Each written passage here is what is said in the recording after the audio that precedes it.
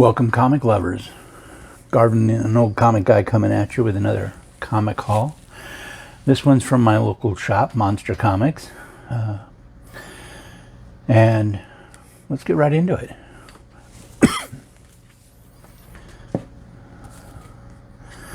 I've mentioned this before. He does watch out for me, so if he gets All-Star Squadron in, I pretty much get first dibs. I usually take them all. Rarely do I leave any, no matter the condition.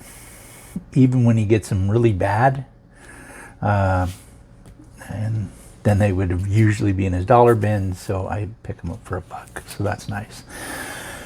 Here we have All-Star Squadron number 40. This is Roy Thomas, of course, is the writer. Art is Richard Howell with Bill Collins. Arvell Jones did the cover. This is Rise and Fall of the Phantom Empire.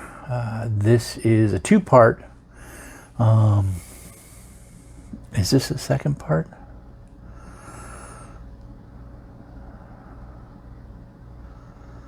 I think this is the second part.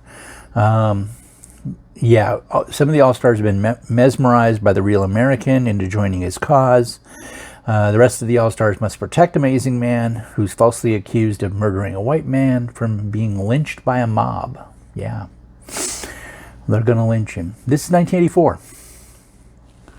Kind of scary. But Roy wasn't afraid to tackle these things. And remember, this is set in 1984 that he's writing this. This is set in 1942. And that's a part that we need to be honest about our history. And so he was addressing it in a way that would show that we don't agree with that now. Or in 1984, we don't agree with that. Still don't. But that it was a concern. And so I think that was really well done. Just a wonderful story. Set of stories. Very, I don't know, put things in perspective, I guess. Then we have Adventure Comics. Now, Adventure Comics has a long, weird history, okay? So let's see if we can unpack it, even though we're not going back to the old ones. So, let's see. Adventure Comics, called Adventure Comics, for Volume 1 was 1938 to 1983, issues 32 through 503. It began as New Comics with issue 1 to 11. That was 35 to 36. And then became New Adventure Comics for 12 through 31 before it became Adventure Comics. I should say that there's so that's the way it went to 503 in 1983. And then the second series, the Adventure Comics Volume 2, which only ran from 2009, 2010, started with number 0 and went to 12. But officially, people kind of consider them number 504 to 515 of Volume 1 because they started it again in 2010 and just continued the numbering from there. So 516. So this kind of goes weird. This series goes weird at 503, comes back 516 to 529. And then it kind of ends in 2011. Yeah. So from 1938 to 1946, Adventure Comics starred the Golden Age heroes Sandman, Hourman, Starman, Shining Knight, and Paul Kirk, Manhunter. Not the first Paul Kirk in comics. I've kind of mentioned that. Genuinely, not even the first costumed Manhunter. Yeah. So, I don't know. Maybe someday we'll explore that a little bit more. I think I already have some. In 1946, the superheroes from More Fun Comics previously New Fun Comics. So it was More Fun Comics from 36 to 47, issue number 7 to 127, and then New Fun Comics from 30 in 1935, 1 through 6. All of those heroes got transferred to Adventure Comics. So this is where Dr. Occult, Dr. Fate, the Spectre, Congo Bill, Green Arrow and Speedy, Superboy, and Aquaman come in. So originally Aquaman began in New Fun Comics or More Fun Comics, and then transferred over here in 1946, so after the war was over, which is why Aquaman is typically thought of as being in Adventure Comics. He wasn't really always there. So this is issue 443. There were 2 stories. This is from 1976. Jim Aparo did the cover. And Joe Orlando was the editor. The first writer is the Aquaman versus the Fisherman story. Topo makes an appearance. We gotta love Topo. And so the writer was Paul Levitz and David Michelini. And then art was Jim Aparo. Inking was Jim Aparo. Lettering was Jim Aparo. Basically, he did everything else. The second story is actually it's the Land of Magic. It starred the 7 Soldiers of Victory, who were also known as the Lost Legion. It first appeared in Leading Comics Volume 1, number 1 in 1941. They were created by Mort Weisinger and George Pop. And Land of Magic is a story arc that basically, it was written for Leading Comics in the Golden Age. Okay, it's not this was written for then. It was not a bring them back initially. It had never been published, never been illustrated. And so in Adventure Comics, it ends in this issue. So it started in issue 438 of Adventure Comics, ends here, and it's The Land of Magic. It's a retelling. It is, there it is. So it is Joseph Samoxon. The art's Dick Dillon and Tex Blaisdell. Yeah, so pretty cool. A story written in the Golden Age, but had not been published. Was owned by DC, so they were able to publish. They had the rights to publish it, and they did. So that's just the ending of it, though. Like I said, it was whatever that is, 5 issues or so. I also found Adventure Comics number 446, again, still from 1976. This has 2 stories. Covers, again, Jim Aparo. The first story is the Aquaman.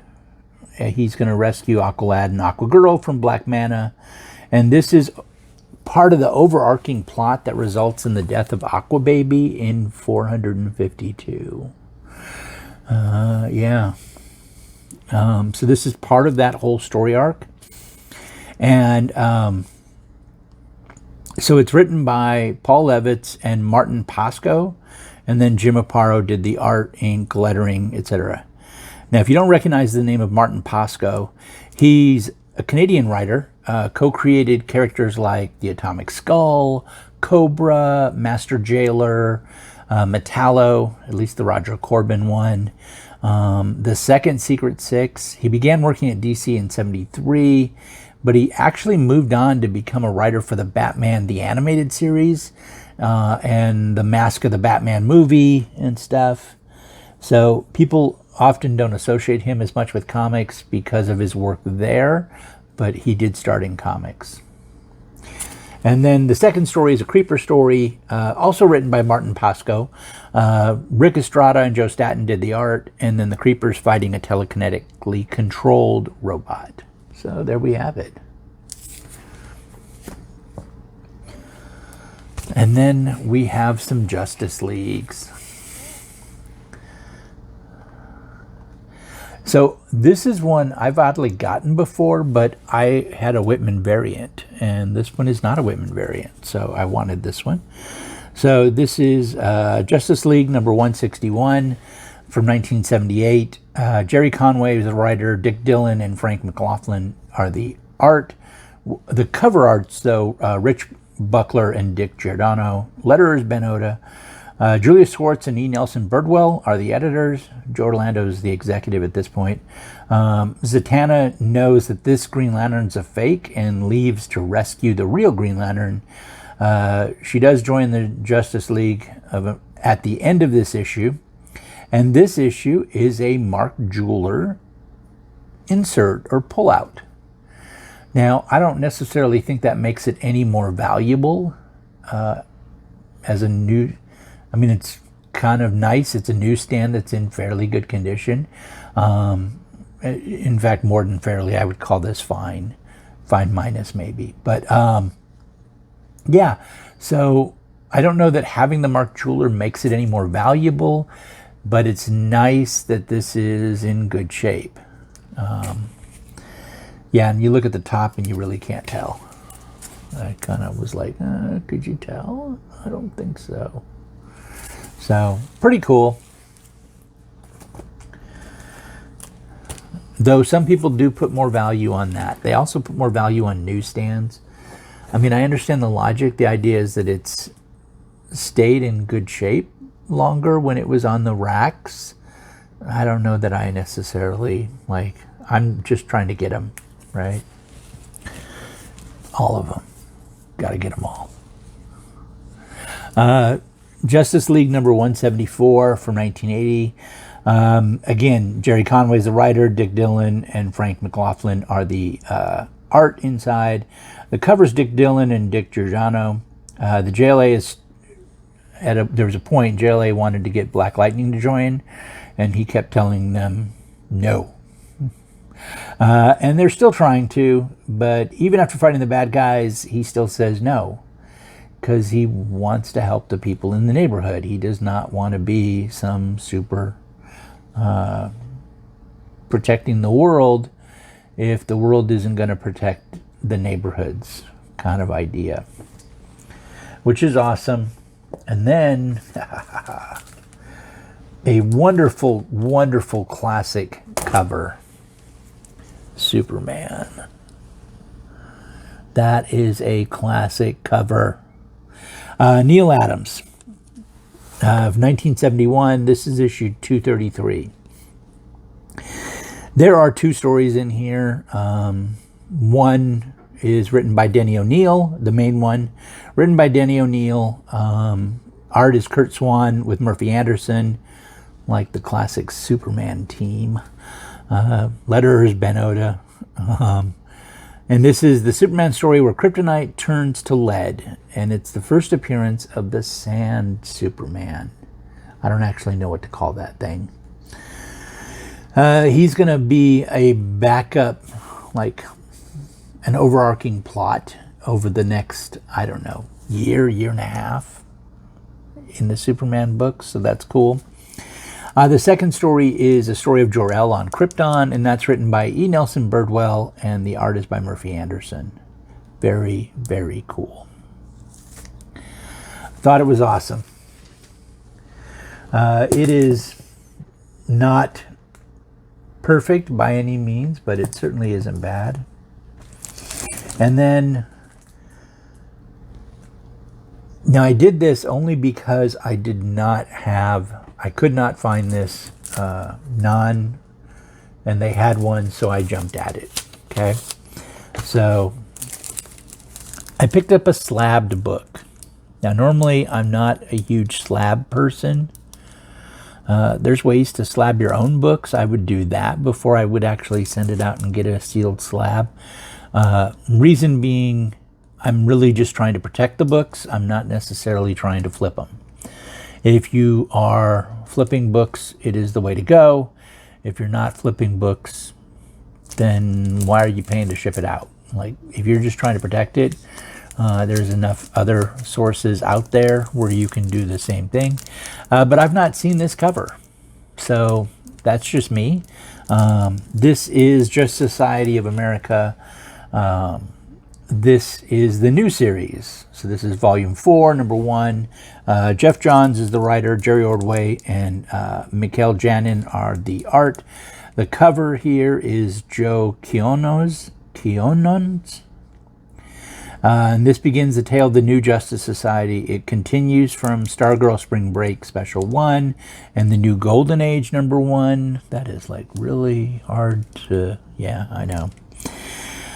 This confirms that Helena Wayne is the one that Kent Nelson prophesied to be the savior of the Justice Society in the new Justice League. And it's the first mentioned on Rip Hunter's chalkboard in Flashpoint Beyond Zero. So pretty cool. I have it. I have Just Society of America number 1. I did not have this cover. There was a few books that came out with this retro cover. No, not retro. They're calling it Rewind. My bad. 90s Rewind. And that's the back of it. So pretty cool. It's a 9.8.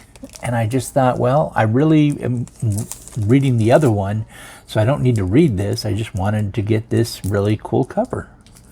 And sometimes it's nice to have a cool cover. Price was reasonable, so it's just going in my box of slabs. But it will be protected, so that's cool. I still think it's cool. And again, I don't think it's necessarily like going to be a high dollar book in any way, shape, or form, but it will now be protected. So there we have it. All right, you guys, that was my haul from Monster Comics. Again, one of the local comic shops here in the Valley, and we'll see what comes up next. All right, you guys, have a good day. Take care of each other.